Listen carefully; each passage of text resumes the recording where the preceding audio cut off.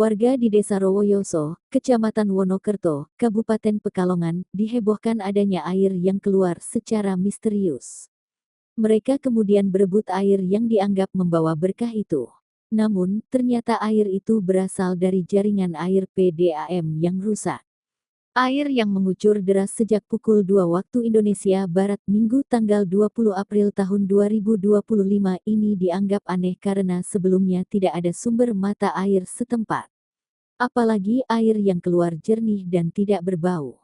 Warga kemudian berbondong-bondong mendatangi mata air dadakan itu sambil membawa wadah.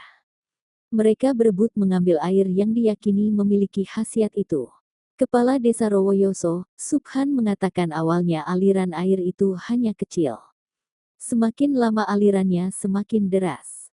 Jadi pertama kali diketahui oleh pedagang mie ayam pada pukul 2 waktu Indonesia Barat yang mendengar suara gemercik air. Ditelusuri ternyata bersumber di samping rumah Pak Yanto Ayam. Paginya masih besar bahkan semakin besar kemudian heboh ungkapnya. Pihaknya langsung menghubungi petugas PDAM untuk memastikan asal sumber air itu. Petugas PDAM lantas melakukan penelusuran. Beberapa waktu terakhir aliran PDAM memang tidak normal, diduga ada kebocoran.